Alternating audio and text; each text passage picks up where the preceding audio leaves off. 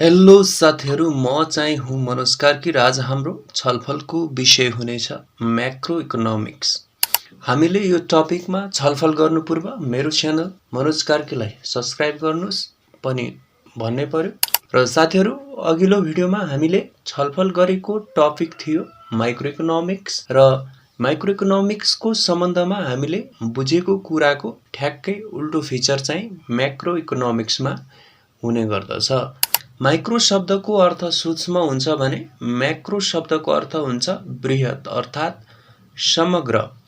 Micro इकोनोमिक्सले single युनिटको अध्ययन गर्दथ्यो भने म्याक्रो इकोनोमिक्सले इकोनोमीको इन्टायर भेरिएबलको अध्ययन गर्दछ।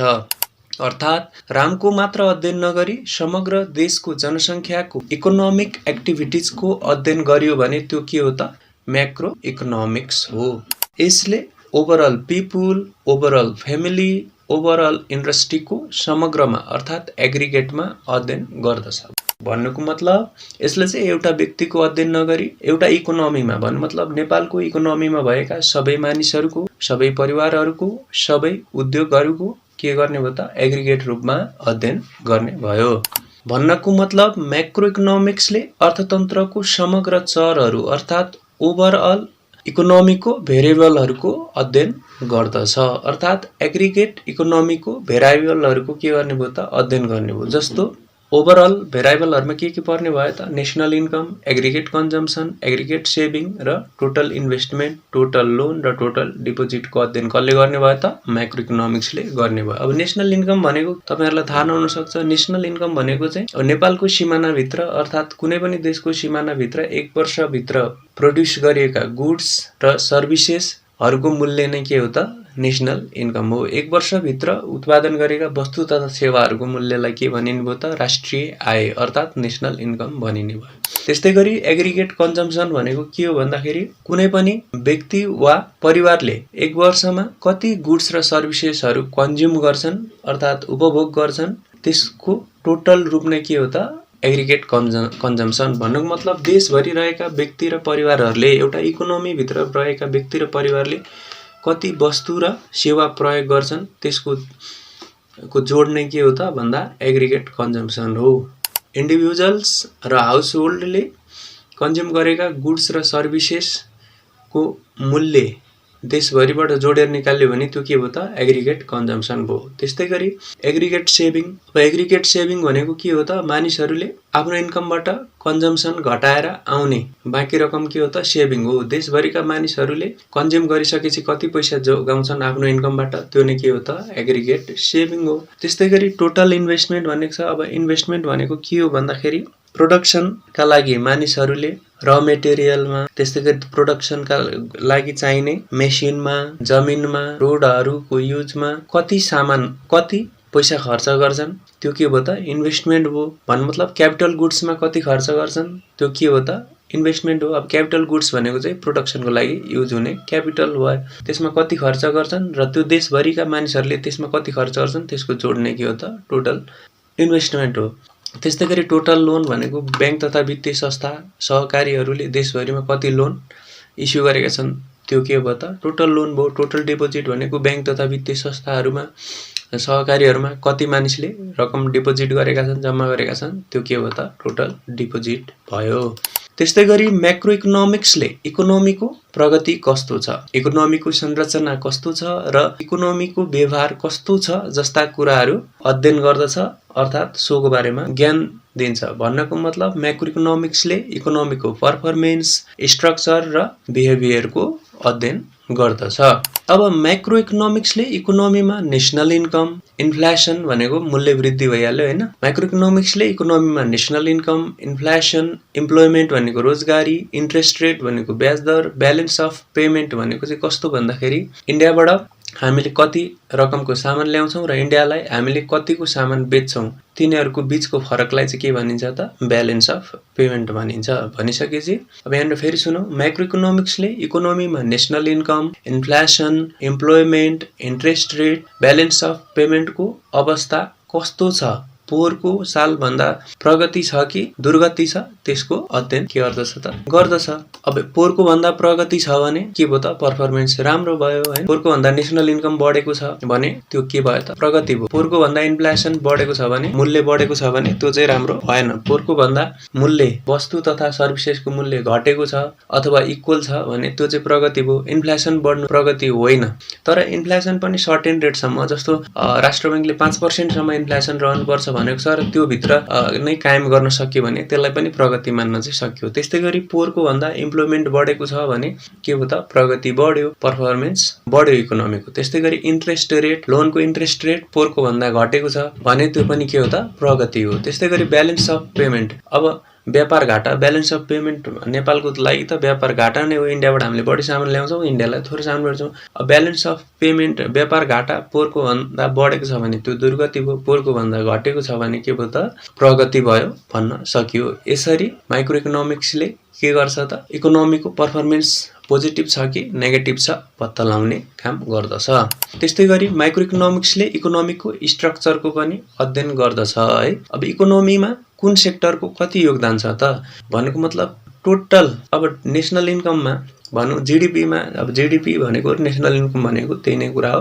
अब नेशनल इन्कम भनेको चाहिँ अहिले पनि भनिसकेँ एक वर्षभित्र देशमा उत्पादन भएका वस्तु र सेवाको मूल्य नै के हो त के भनेको थिएँ त मैले नेशनल इन्कम भनेको थिएँ हो। त्यसमा कृषिले कति योगदान गर्यो, कति % हिस्सा छ, उत्पादनको कति हिस्सा छ, ज्ञान तथा सूचनाको कति हिस्सा छ, सर्भिस त्यस्तै गरी फाइनान्स सेक्टर बैंक तथा वित्तीय संस्थाले कति योगदान गरेको छ हैन, पब्लिक एन्ड प्राइभेट सेक्टर निजी तथा सरकारी क्षेत्रले कति योगदान गरेको छ, टेक्नोलोजिकल सेक्टर अर्थात् प्राविधिक सेक्टरले कति योगदान गरेको छ, इन्फ्रास्ट्रक्चर डेभलपमेन्ट सेक्टरले बाट कति सेवाहरू उत्पादन भएको छ, त्यो सबै कुराहरूको नेशनल इन्कममा कति योगदान छ भन्ने कुरा चाहिँ कसले अध्ययन गर्छ त माइक्रो इकोनोमिक्सले अध्ययन गर्दछ। भन्नु मतलब नेशनल इन्कम चाहिँ के मिलेर बनेको छ त्यसको स्ट्रक्चरको अध्ययन नै के हो त माइक्रो इकोनोमिक्सले स्ट्रक्चरको अध्ययन हो। इकोनोमीको स्ट्रक्चरको अध्ययन कसले गर्छ त माइक्रो इकोनोमिक्सले, र माइक्रो इकोनोमिक्सले इकोनोमीको स्ट्रक्चरमा एग्रिकल्चरको कति कन्ट्रिब्युसन छ, म्यानुफ्याक्चरिङको कति कन्ट्रिब्युसन छ,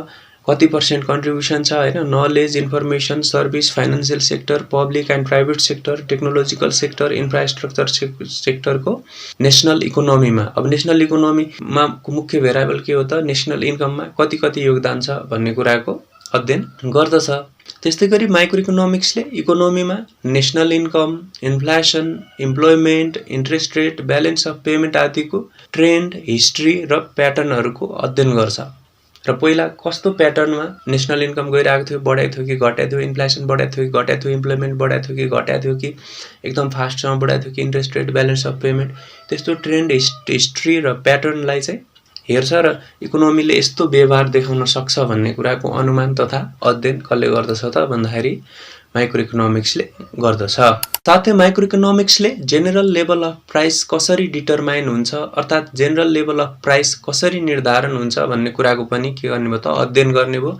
भन्नु मतलब हामीलाई ज्ञान दिने भयो। अब जेनरल लेभल अफ प्राइस कसरी डिटरमाइन हुन्छ त देशभरिबाट उत्पादन भएको गुड्स र सर्भिसेसको प्राइसको एभरेज निकालेर जेनरल लेभल अफ प्राइस के गरिन्छ त डिटरमाइन गरिन्छ हो। यही कुराको अध्ययन कसले गर्छ, यही कुराको अध्ययन भन्नुको मतलब हामीलाई अध्ययन गराउँछ, भन्नुको मतलब ज्ञान दिन्छ त कसले दिन्छ त माइक्रो इकोनोमिक्सले दिन्छ। अब जेनरल लेभल प्राइस कसरी डिटरमाइन गरिन्छ त भन्दा देशभरि उत्पादन भएका इन्डिभिजुअल गुड्स र सर्भिसेसहरूको एभरेज निकालेर जेनरल लेभल अफ प्राइस निकालिन्छ है। अब त्यो कुराको ज्ञान कसले दिने भयो त माइक्रो इकोनोमिक्सले दिने भयो। त्यस्तै गरी माइक्रो इकोनोमिक्सले रिसोर्सेस कसरी एलोकेट इन्टायर इकोनोमीमा हुन्छ भन्ने कुराको अध्ययन दिन्छ अर्थात् अध्ययन गर्दछ अर्थात् हामीलाई ज्ञान दिन्छ। माइक्रो इकोनोमिक्सले इकोनोमीमा स्रोत साधनको बाँडफाँड कसरी हुन्छ भन्ने कुराको बारेमा हामीलाई ज्ञान दिने भयो। अब इकोनोमीमा रिसोर्सको एलोकेसन कसरी हुन्छ त अब नेपाल सरकारले बजेट मार्फत शिक्षामा यति छुट्याएको छ, स्वास्थ्यमा यति छुट्याएको छ, खेलकुदमा यति छुट्याएको छ, कृषिमा यति छुट्याएको छ, यातायातमा यति छुट्याएको छ, सञ्चारमा यति छुट्याएको छ भनेर के गर्छ त बजेट मार्फत स्रोत साधनको अर्थात् रिसोर्सको बाँडफाँड गर्दछ। साथै अब त्यो स्रोत साधनको डिमान्ड र सप्लाई कस्तो छ हैन, विदेशी लगानीकर्ताको नीति कस्तो छ, स्थानीय समुदायको सहभागिता कस्तो छ, त्यसको आधारमा नेचुरल रिसोर्सेसहरू चाहिँ के गरिन्छ त एलोकेट गरिन्छ। भन्नुको मतलब कुनै पनि स्रोत साधनको डिमान्ड र सप्लाई कस्तो छ, विदेशी लगानीकर्ताको नीति कस्तो छ त सो सम्बन्धमा र स्थानीय समुदायको सहभागिता कस्तो छ त्यही आधारमा वन तथा अन्य नेचुरल रिसोर्सेसहरू चाहिँ अब बाँडफाँड गरेको हुन्छ। प्राकृतिक स्रोत साधन जस्तो कुनै ठाउँको लागि पानी चाहिँ के हुन्छ त, पानी के हुनसक्छ त, पानीको त्यहाँ अभाव हुनसक्छ र त्यहाँ स्थानीय मानिसहरू कस्ता कस्ता छन् र ती उनीहरू मिलेर सबैलाई बराबर हुने गरी पानी आफ्नो घर घरसम्म पाइपबाट लगेको हुनसक्छ। अब त्यहाँनिर वन हुनसक्छ होइन, वनहरू चाहिँ के गरिन्छ त स्थानीयहरूको सहभागिताको आधारमा बाँडफाँड गरिन्छ। साथै रिसोर्सहरू एलोकेट गर्दाखेरि चाहिँ देशको नियम कानुन नीति कस्तो छ त्यसलाई पनि मध्यनजर गरेर एलोकेट गर्नुपर्छ, नभए कारबाहीको भागीदार हुन सकिन्छ। त्यस्तै गरी अहिले नेपालको कुरा गर्ने हो भने रिसोर्स एलोकेट कस्तो छ त भन्दा तिनै तहको सरकार मार्फत हुने गर्दछ। तिनै तहको सरकार भन्नुको मतलब स्थानीय निकाय, लोकल बडिज, नगरपालिका, गाउँपालिकाहरू, अनि त्यहाँबाट त्यस्तै गरी प्रदेश सरकार, त्यस्तै गरी सङ्घीय सरकारहरू तिनैजनाको मिलोमत्वमा चाहिँ के गरिन्छ त रिसोर्सहरू एलोकेट गरिन्छ र तिनै स्थानीय तहमा बजेट पठाएर के गरिन्छ त एलोकेट गरिन्छ। त्यस्तै गरी माइक्रो इकोनोमिक्सले कसरी लेभल अफ इन्कम र इम्प्लोइमेन्ट डिटर्मिनेसन हुन्छ भन्ने कुराको पनि अध्ययन गर्ने भयो। साधारणतया इकोनोमीको एग्रिगेट डिमान्ड र एग्रिगेट सप्लाईले लेभल अफ इन्कम र इम्प्लोइमेन्ट चाहिँ डिटर्मिनेसन गर्दछ। यदि गुड्स र सर्भिसेसको एग्रिगेट डिमान्ड बढ्यो भने के भयो त सर्भिसेस दिनका लागि, गुड प्रोडक्सन गर्नका लागि कामदारको खाँचो पर्दछ र रोजगारी तथा आम्दानी के हुन्छ त बढ्छ। अब रोजगारी पाएपछि आम्दानी त बढ्ने नै भयो। अब यदि चाहिने भन्दा बढी एग्रिगेट सप्लाई गुड्स र सर्भिसेसको भयो भने के हुन्छ त सामान र सेवा नबिकेर जागिर हुनेहरूले पनि जागिर गुमाउँछन्, जागिर गुमाएपछि पक्कै पनि आम्दानी घट्छ। भन्नको मतलब के हो त गुड्स र सर्भिसेस प्रड्युस गर्नका लागि मानिसहरूको खाँचो पर्ने भयो र इम्प्लोइमेन्ट र इन्कम पनि बढ्ने भयो। यदि गुड्स र सर्भिसेसको एग्रिगेट सप्लाई चाहिँ घट्यो भने के हुन्छ त सामान नबिकेर भएका जागिरीहरूले पनि जागिर गुमाउँछन् र आम्दानी घट्छ। त्यस्तै गरी लेभल अफ इन्कम र इम्प्लोइमेन्टमा प्रभाव पार्ने तत्त्वहरू अर्थात् फ्याक्टर जस्तै aggregate demand, aggregate supply, taxes, money supply, infrastructure development, global trend, skill, technological advancement, rules and regulation आदिको अध्ययन कसले गर्दछ त माइक्रो इकोनोमिक्सले गर्दछ। अब लेभल अफ इन्कम र इम्प्लोइमेन्टमा प्रभाव पार्ने फ्याक्टर्सको रूपमा एग्रिगेट डिमान्ड र एग्रिगेट सप्लाईले कसरी पार्छ त्यो पनि हामीले अघि नै कुरा गरिसक्यौँ। त्यस्तै गरी ट्याक्स भनेको कर भइहाल्यो होइन। अब ट्याक्स अत्याधिक बढ्यो भने के हुन्छ त मानिसको सामान खरिद गर्ने क्षमता घट्छ। अब सामान घट्ने क्षमता घटिसकेपछि डिमान्ड पनि घट्छ। डिमान्ड घट्यो भने के हुन्छ त इम्प्लोइमेन्ट र इन्कम के हुन्छ त घट्छ। त्यो घट्यो भने मानिसले खर्च गर्दैनन् र नेसनल इन्कम पनि घट्न सक्छ। अब मनी सप्लाई कम भयो भने पनि के हुन्छ त मानिससँग पैसा हुँदैन, सामान किन्दैनन्, डिमान्ड घट्छ। डिमान्ड घटेपछि इन्कम र इम्प्लोइमेन्ट पनि घट्ने भयो। इन्फ्रास्ट्रक्चरल डेभलपमेन्ट धेरै भयो भने मानिससँग पैसा हुन्छ, बजारमा पैसा जान्छ र मान्छेले सामान किन्छन्। सामान किनिसकेपछि सामानहरू बनाउनु पर्ने हुन्छ, सर्भिसेसहरू दिनुपर्ने हुन्छ, इन्कम र इम्प्लोइमेन्ट बढ्छ।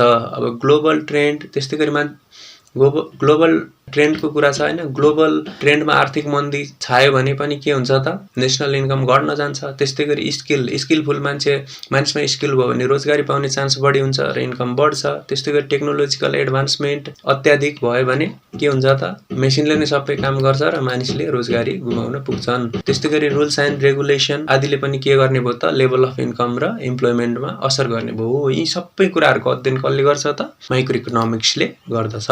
त्यस्तै गरी माइक्रो इकोनोमिक्सले इकोनोमिक ग्रोथको कुरा गर्दछ, अर्थात् इकोनोमिक ग्रोथको बारेमा ज्ञान दिन्छ, अर्थात् इकोनोमिक ग्रोथको अध्ययन गर्दछ।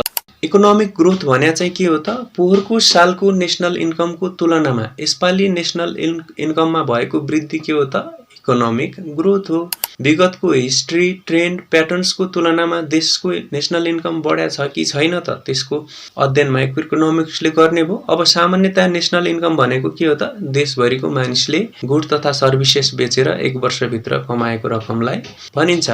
भन्नुको मतलब इकोनोमिक ग्रोथ भनेको के हो भन्दाखेरि त पोहोरको तुलनामा यसपालि नेसनल इन्कमको वृद्धि नै के हो त इकोनोमिक ग्रोथ हो र यसको अध्ययन कसले गर्छ त माइक्रो इकोनोमिक्सले गर्दछ।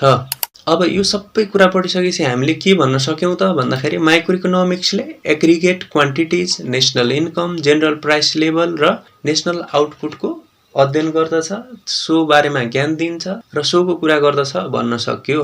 अर्थात् इन्डिभिजुअल क्वान्टिटिजको कुरा नगरिकन के गर्ने भयो त एग्रिगेट क्वान्टिटिजको कुरा कसले गर्ने भयो त माइक्रो इकोनोमिक्सले। भन्नुको मतलब रामले एक सालमा कति कमाउँछ, रामले एक वर्षमा कति गुड्स तथा सर्भिसेस खरिद गर्छ भन्ने कुरामा केन्द्रित नभइकन देशभरिका जनताले एक वर्षमा कति कमाउँछन्, देशभरिका जनताले एक वर्षमा कति गुड्स र सर्भिसेस कन्ज्युम गर्छन् भन्नेको कुरा कसले गर्ने भयो त म्याक्रो इकोनोमिक्सले गर्ने भयो। इन्डिभिजुअल इन्कम्सको कुरा नगरिकन नेसनल इन्कमको कुरा गर्ने भयो। एउटा मान्छेले कति कमाउँछ भन्ने कुरा गर्नु भन्दा पनि समग्र इकोनोमीमा कति कमाइ भएको छ सो कुरा गर्दछ। त्यस्तै गरी इन्डिभिजुअल प्राइसेसको कुरा नगरी जेनरल प्राइसको कुरा गर्दछ। भन्नुको मतलब चाउचाउको मूल्य कति छ भन्ने कुरा गर्नुभन्दा नि यसले देशभरिको एभरेज प्राइसको कुरा गर्दछ। एउटा वस्तुको कुरा गर्नुभन्दा नि देशभरि उत्पादन भएका गुड्स एन्ड सर्भिसेसको एभरेज प्राइसको कुरा गर्दछ। त्यस्तै गरी इन्डिभिजुअल आउटपुटको कुरा नगरिकन नेसनल आउटपुटको कुरा गर्दछ। भन्नुको मतलब एउटा फर्मले कति सामान उत्पादन गर्छ भन्ने कुरा गर्नुभन्दा नि यसले देशभरिमा कति सामान उत्पादन भयो भन्ने कुरा गर्दछ। र साथीहरू तपाईहरूले पक्कै पनि माइक्रो इकोनोमिक्स भनेको के हो भन्ने कुरा त बुझ्नुभयो होला। बुझ्नु भएको छैन भने पनि केही छैन, हामी म्याक्रो इकोनोमिक्सको बारेमा अर्थात् यसको फिचर्सका बारेमा अझै डिस्कस गर्नेछौँ। त्यसमा पक्कै पनि तपाईहरूको बुझाइमा क्ल्यारिटी आउनेछ। र पहिलो फिचर रहेको छ study of overall economy. Macro इकोनोमिक्सले समग्र अर्थतन्त्रको अध्ययन गर्दछ, अर्थात् इन्टायर इकोनोमीको अध्ययन गर्दछ। यसले इन्डिभिजुअल इकोनोमिक एक्टिभिटिजको अध्ययन गर्दैन। भन्नुको मतलब एग्रिगेट क्वान्टिटिजको कुरा गर्दछ। इन्डिभिजुअल इन्कम्सको कुरा नगरी नेसनल इन्कमको कुरा गर्दछ र इन्डिभिजुअल प्राइसेसको कुरा नगरिकन जेनरल प्राइसको कुरा गर्दछ। त्यस्तै गरी इन्डिभिजुअल आउटपुटको कुरा नगरी नेसनल आउटपुटको कुरा गर्दछ। भन्नुको मतलब एउटा व्यक्तिले कति गुड्स कन्ज्युम गर्छ, सर्भिसेस कन्ज्युम गर्छ भन्ने कुरा नगरिकन ओभरअल पपुलेसनले कति गुड्स कन्ज्युम गर्छ भन्ने कुरा गर्ने भयो हैन। एउटा व्यक्तिको इन्कम कति छ भन्ने कुरा नगरिकन समग्र जनसङ्ख्याको नेसनल इन्कम कति छ भन्ने कुरा गर्ने भयो हैन। त्यस्तै गरी एउटा वस्तुको सामानको मूल्यको कुरा नगरिकन सबै सामानहरूको एभरेज प्राइसको कुरा गर्ने भयो र एउटा फर्मले कति प्रड्युस गर्छ भन्ने कुराको अध्ययन नगरी देशभरिमा कति सामान प्रड्युस भयो भन्ने कुराको अध्ययन चाहिँ कसले गर्ने भयो त म्याक्रो इकोनोमिक्सले गर्ने भयो। त्यस्तै गरी दोस्रो फिचर रहेको छ study of behaviour of economy. Macro इकोनोमिक्सले समग्र अर्थतन्त्रको अध्ययन, प्रगति, दुर्गति, वृद्धि दर अर्थात् इन्टायर इकोनोमीको अप्स एन्ड डाउन ट्रेन्ड्स रेस्पोन्सेसको अध्ययन गर्दछ। भन्नुको मतलब माइक्रो इकोनोमिक्सले चाहिँ अर्थतन्त्रको व्यवहार कस्तो छ त्यसको अध्ययन गर्ने भयो र ओभरअल अर्थतन्त्रको पर्फर्मेन्स कस्तो छ, प्रगति, दुर्गति र वृद्धि दर कस्तो छ तिनीहरूको अध्ययन गर्ने भयो। अब इकोनोमी बढिराखेको छ कि घटिराखेको छ, कस्तो ट्रेन्डमा गइराखेको छ र कस्तो अवस्थामा इकोनोमीले कस्तो रेस्पोन्सेस गरिरहेको छ सोको अध्ययन कसले गर्ने भयो त म्याक्रो इकोनोमिक्सले।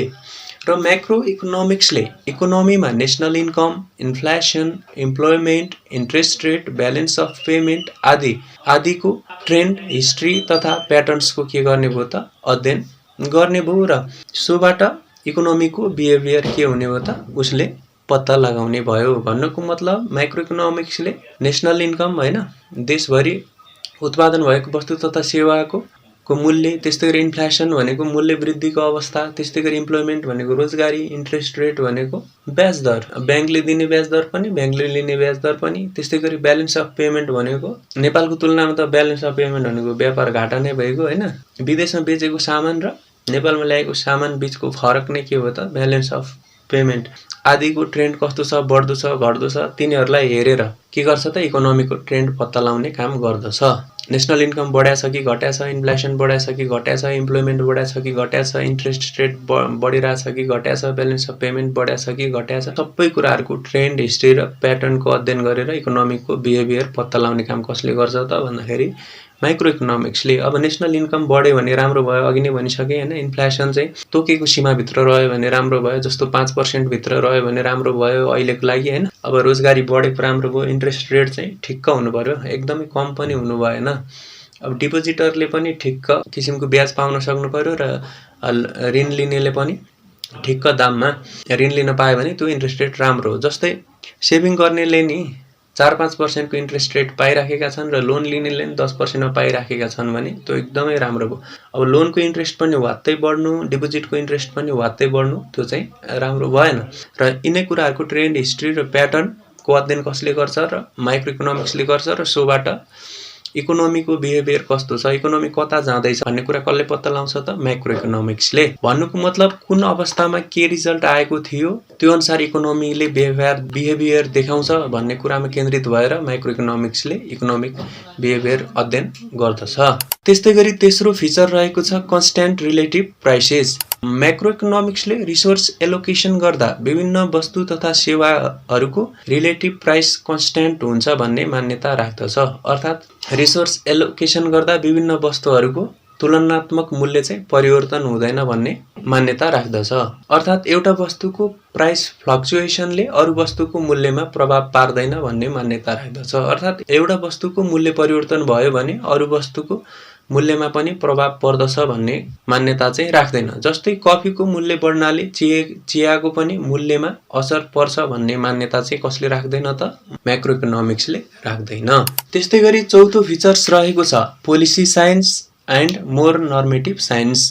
मैक्रो इकोनोमिक्सले एज अ होल इकोनोमीको बारेमा ज्ञान दिने गर्दछ, जसले गर्दा कस्तो इकोनोमिक पोलिसीज बनाउनु पर्दछ भन्ने आइडिया प्राप्त गर्न सकिने भएको हुँदा मैक्रो इकोनोमिक्सलाई चाहिँ के भनिन्छ त पोलिसी साइन्स भनिन्छ। मैक्रो इकोनोमिक्सलाई किन पोलिसी साइन्स भनिन्छ भन्दाखेरि अब मैक्रो इकोनोमिक्सले एज अ होल इकोनोमी र त्यसका भेरिएबलहरूको बारेमा चाहिँ जानकारी दिने हुँदाखेरि इकोनोमिक पोलिसी बनाउन सजिलो हुने भएको हुनाले मैक्रो इकोनोमिक्सलाई पोलिसी साइन्स भनिन्छ। अब मैक्रो इकोनोमिक्सले इकोनोमीको जजमेन्ट गर्ने, भेटेका समस्या उप सल्लाह र समाधान दिने भएको हुँदा मैक्रो इकोनोमिक्सलाई के भनिन्छ त मोर नर्मेटिभ साइन्स अर्थात् आदर्श विज्ञान हो मैक्रो इकोनोमिक्स भनेर भनिन्छ।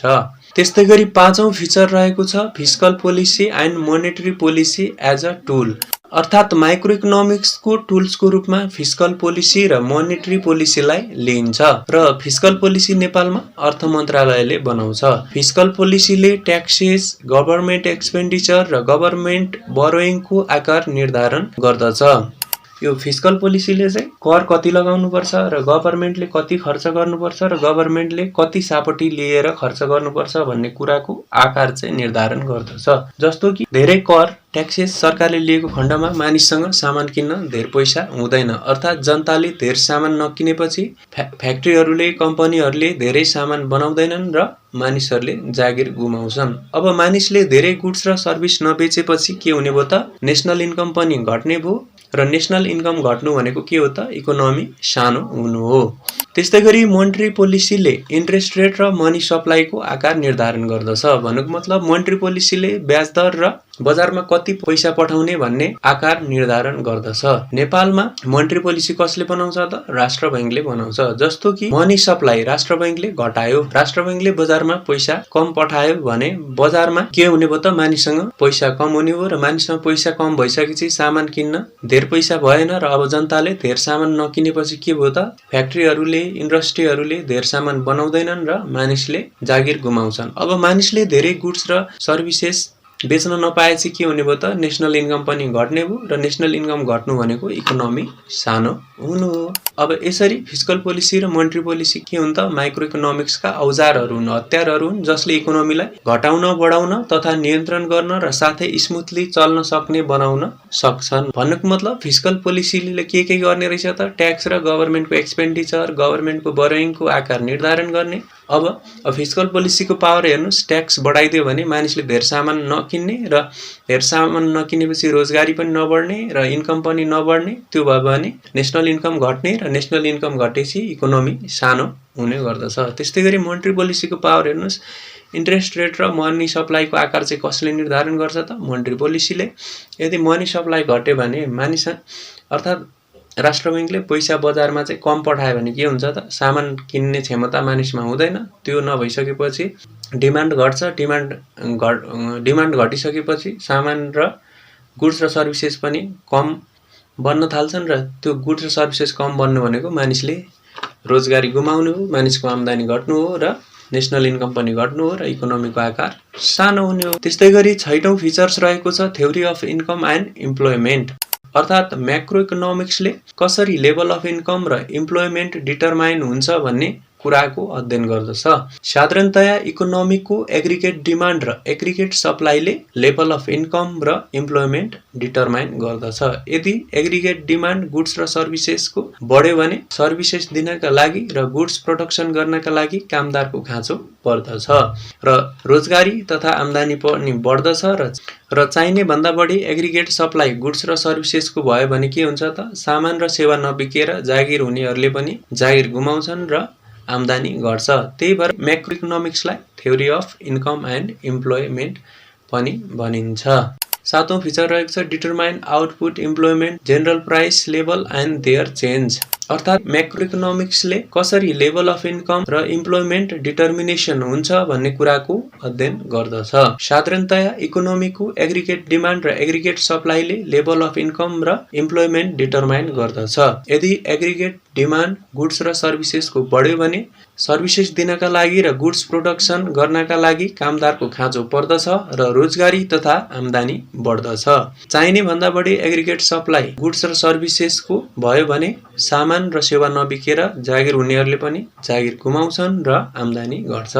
त्यस्तै गरी सबै गुड्स र सर्भिसेसको एभरेज निकालेर जेनरल प्राइस लेभल डिटर्मिनेसन गरिन्छ। भन्नुको मतलब देशभरि उत्पादन भएका गुड्स र सर्भिसेसहरूको टोटलबाट एभरेज निकालेर जेनरल प्राइस लेभल कति छ भन्ने कुरा चाहिँ के गरिन्छ त डिटरमाइन गरिन्छ। अब यो जेनरल प्राइस लेभल डिटरमाइन गर्ने काम पनि कसले गर्छ त भन्दा राष्ट्र बैंकले गर्ने गर्छ।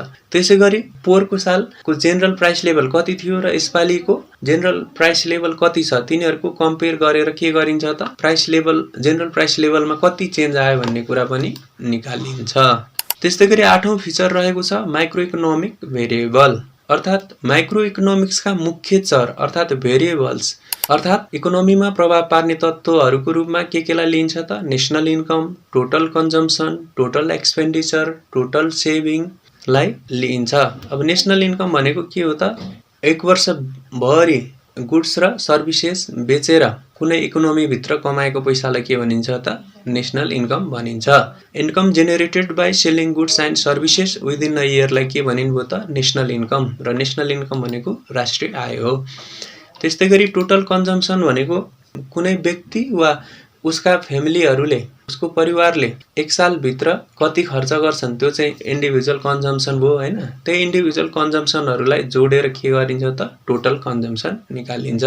कुनै इकोनोमी भित्र अर्थात् देशभरिका व्यक्ति र उनका परिवारहरूले गरेको वस्तु तथा सेवाको कन्जम्सन नै के हो त टोटल कन्जम्सन हो। व्यक्ति र उनीहरूको परिवारले गुड्स र सर्भिसेस कति कन्ज्युम गर्छन् देशभरिबाट त्यो नै के हो त टोटल कन्जम्सन हो। टोटल एक्सपेन्डिचर भनेको चाहिँ के हो भन्दा देशभरिका परिवारहरूले कति गुड्स र सर्भिस कन्ज्युम गर्छन् त्यो र देशभरिबाट कति इन्भेस्टमेन्ट हुन्छ त्यो र गभर्नमेन्टले गरेको खर्च। त्यस्तै गरी व्यापार घाटा भन्नु मतलब विदेशबाट कति सामान ल्याएर नेपालले कति सामान बेच्यो तिनीहरूको फरकलाई जोडेर आउने एक्सपेन्डिचर चाहिँ के हो त टोटल एक्सपेन्डिचर हो। अब यहाँनिर इन्भेस्टमेन्ट भनेको चाहिँ के हो व्यापार व्यवसायमा लगानी गर्नु, घर किन्नु, घर जग्गा किन्नु, घर बनाउनु, गाडी किन्नु अर्थात् लामो समयसम्म चल्ने वस्तुहरू किन्नु त्यो पनि केको लागि त भन्दाखेरि व्यवसायको लागि त्यो चाहिँ के हो त इन्भेस्टमेन्ट हो। टोटल इन्भेस्टमेन्ट भनेको चाहिँ इन्भेस्टमेन्ट अन क्यापिटल गुड्स। अब यसबाट के बुझ्नु पर्यो त भन्दाखेरि म्याक्रो इकोनोमिक्सका भेरिएबलहरू चाहिँ के हुन् त national income, total consumption, total expenditure, total saving आदि हुन् र यो भनेको के हो भन्ने कुरा चाहिँ मैले डिस्कस गरिसकेँ। त्यस्तै गरी नवौं फिचर रहेको छ डेभलप्ड आफ्टर किनेसियन जेनरल थ्योरी। अर्थात् माइक्रो इकोनोमिक्स चाहिँ नयाँ अवधारणा हो र यसको विकास चाहिँ सन् 1936 मा किनेसियन जेनरल थ्योरी आएपछि मात्र भएको हो। सो भन्दा अगाडि 1936 भन्दा अगाडि चाहिँ माइक्रो इकोनोमिक्सका बारेमा कहीँ चर्चा परिचर्चा र बहस भएको पाइँदैन। त्यस्तै गरी 10औं फिचर्स रहेको छ इक्जाम्पल। अब म्याक्रो इकोनोमिक्सले चाहिँ समग्र समुद्रको पानीको अध्ययन गर्दछ न कि समुद्रमा भएको एक लोटा पानीको गुणगान र महिमा व्याख्या विश्लेषण गर्ने काम चाहिँ म्याक्रो इकोनोमिक्सले गर्दैन। अघि अब पहिले हामीले पढेको माइक्रो इकोनोमिक्सले चाहिँ एक लोटा पानीको अध्ययन गर्थ्यो, एक लोटा पानीको बारेमा ज्ञान दिन्थ्यो भने म्याक्रो इकोनोमिक्सले चाहिँ के गर्ने भयो त समग्र समुद्रको अध्ययन गर्ने भयो, एक लोटा पानीको अध्ययन गर्ने भएन।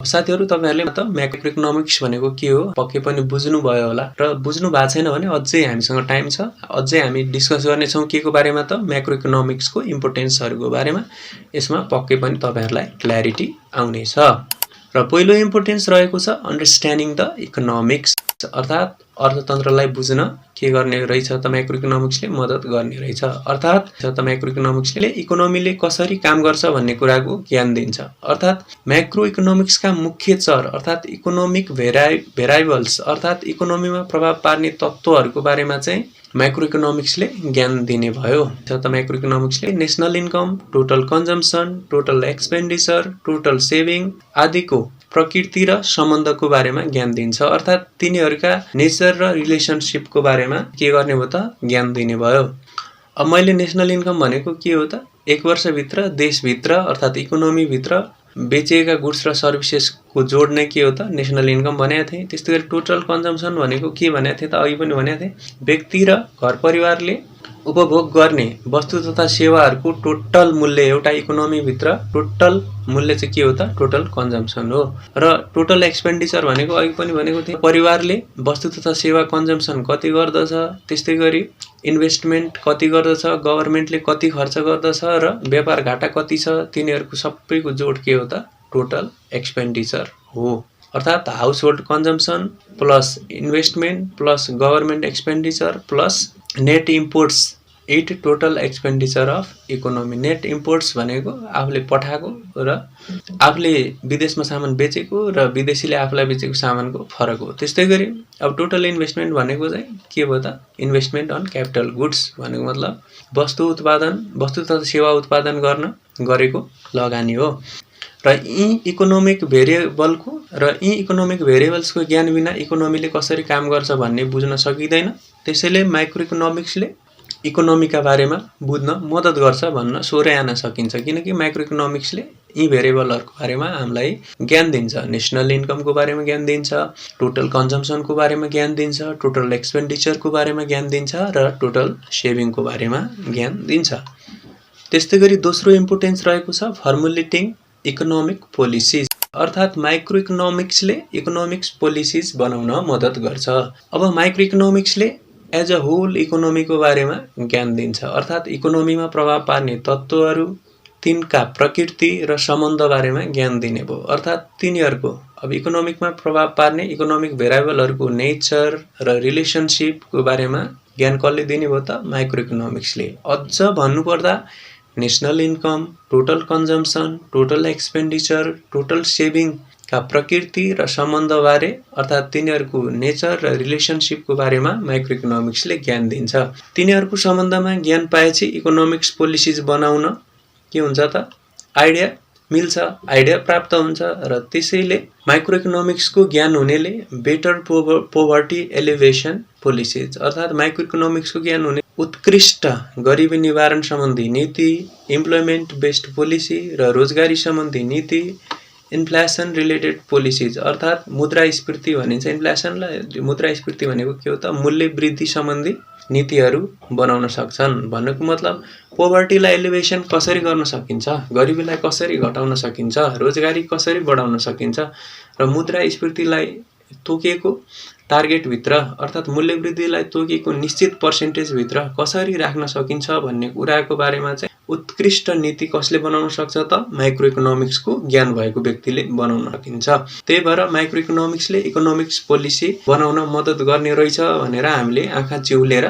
भन्न सक्छौं त्यस्तै गरी तेस्रो इम्पोर्टेन्स रहेको छ इन्टरनेशनल कम्प्यारिजन अब अरु देशहरुसँग पनि तुलना गर्न चाहिँ कसले सघाउने रहेछ त माइक्रो इकोनोमिक्सले सघाउने रहेछ अर्थात माइक्रो इकोनोमिक्सले इन्टरनेशनल कम्प्यारिजन गर्न मद्दत गर्दछ माइक्रो इकोनोमिक्सले इकोनोमीमा प्रभाव पार्ने तत्त्वहरु इकोनोमिक भेरिएबल बारेमा ज्ञान दिन्छ अर्थात हामीलाई नेपालको national income total consumption total expenditure total saving per capital income यति छ भनेर स्ट्याटिस्टिकल डाटा दिने काम पनि कसले गर्छ त म्याक्रो इकोनोमिक्सले अब हामीलाई नेपालको national income total consumption total expenditure total saving per capital income यति छ भनेर थाहा भयो भने त हामीले त भारतसँगै तिनीहरुको कम्पेयर हामीले गर्दिन्छौं अब भारत मात्र किन अमेरिकासँग नि हामीले इकोनोमीको कम्पेयर गर्न सक्छौँ। यो कसरी सम्भव भयो त? माइक्रो इकोनोमिक्सले ज्ञान दिएर अर्थात् माइक्रो इकोनोमिक्सले इन्टरनेसनल कम्पेरिजन गर्न मद्दत गरेर भयो। अब हामीलाई हाम्रो देशको national income, total consumption, total expenditure, total saving र पर क्यापिटल इन्कम यति छ भन्ने थाहा पायो भने भारतको तुलनामा कति कम छ अथवा भारतभन्दा कति बढी छ, अमेरिकाभन्दा बढी छ कि घटी छ भनेर national income, total consumption, total expenditure, total saving र पर क्यापिटल इन्कम चाहिँ कम्पेयर गर्न सक्छौँ र आफ्नो अवस्था कस्तो छ हामीले पत्ता लगाउन सक्छौँ। त्यस्तै गरी चौथो इम्पोर्टेन्स रहेको छ पर्फर्मेन्स इभ्यालुएसन। भन्नुको मतलब प्रगतिको मूल्याङ्कन। माइक्रो इकोनोमिक्सले इकोनोमीको पर्फर्मेन्स इभ्यालुएसन गर्न मद्दत गर्छ। भन्नुको मतलब पर्फर्मेन्सको मूल्याङ्कन गर्न मद्दत गर्दछ। जस्तो माइक्रो इकोनोमिक्सले इकोनोमीमा प्रभाव पार्ने तत्त्वहरू अर्थात् इकोनोमिक भेरिएबल्स बारे ज्ञान दिन्छ। जस्तो national income, total consumption, total expenditure, total saving यति छ भन्ने ज्ञान दिन्छ। अब हामीलाई नेपालको national income, total expenditure, total saving र पर क्यापिटल इन्कम यो साल यति छ भन्ने हामीलाई थाहा भयो भने पास्ट इयरसँग तुलना गरेर इकोनोमीले प्रगति गरेको छ कि छैन, इकोनोमीको डाउनफल भएको छ कि प्रोग्रेसिभ छ भन्ने कुरा पत्ता लगाउन सक्छौँ। जस्तो अब पोहोरको तुलनामा नेसनल इन्कम बढेको छ भने प्रगति भएको छ, पोहोरको तुलनामा कन्जम्सन बढेको छ भने पनि प्रगति नै मान्नु पर्यो, पोहोरको तुलनामा एक्सपेन्डिचर बढेको छ भने पनि प्रगति नै मान्नु पर्यो र पोहोरको तुलनामा सेभिङ बढेको छ भने पनि प्रगति नै मान्नु पर्यो। अब यहाँनिर एक्सपेन्डिचर बढ्यो भन्दैमा नेगेटिभ हुन्छ भन्ने चाहिँ हुँदैन। एक्सपेन्डिचर गर्न सक्नु पनि कमाइ भएर नै गर्न सक्ने हो र त्यो पोजिटिभ नै मानिन्छ। एक्सपेन्डिचर बढ्यो भने डिमान्ड बढ्छ, डिमान्ड बढेपछि इम्प्लोइमेन्ट र इन्कम बढ्ने हुन्छ है। त्यसैले म्याक्रो इकोनोमिक्सले गर्दा चाहिँ हामीले पर्फर्मेन्स इभ्यालुएसन गर्न सक्यो इकोनोमीको पर्फर्मेन्स बढ्दो छ कि घट्दो छ भन्ने कुराहरू पत्ता लगाउन सक्यो। नेसनल इन्कम बढ्यो भने इकोनोमीको पर्फर्मेन्स बढेको मानियो, सेभिङ बढेको छ भने पनि इकोनोमीको पर्फर्मेन्स बढेको मान्न सक्यो। त्यस्तै गरी पाँचौँ इम्पोर्टेन्स रहेको छ अन्डरस्ट्यान्डिङ इन्टरनेसनल ट्रेड। अर्थात् म्याक्रो इकोनोमिक्सले इन्टरनेसनल ट्रेडलाई बुझ्न मद्दत गर्दछ। माइक्रो इकोनोमिक्सले इन्टरनेसनल ट्रेडका लागि आवश्यक पर्ने एक्सचेन्ज रेट भनेको करेन्सी साट्ने दर, त्यस्तै गरी ब्यालेन्स अफ पेमेन्ट भनेको मतलब शोधान्तर स्थिति भन्नुको मतलब व्यापार घाटा छ कि नाफा छ त्यो स्थिति, इन्ट्रेस्ट रेट भनेको ब्याज दर भइहाल्यो, ग्लोबल इकोनोमिक पोलिसिज भनेको अब अन्य देशहरूको र वर्ल्ड वाइड रूपमा आर्थिक नीतिहरू कस्तो छ त्यो कुरा भयो, ट्रेड पोलिसिज व्यापारसँग सम्बन्धित नीति, टेरिफ्स भनेको भन्सार करहरू, कस्टम्स भनेको त्यही भइहाल्यो भन्सारमा लाग्ने करहरू, कोटा आदिको बारेमा ज्ञान दिन्छ, जसले गर्दा इन्टरनेसनल ट्रेड बुझ्न चाहिँ एकदम सजिलो हुन्छ।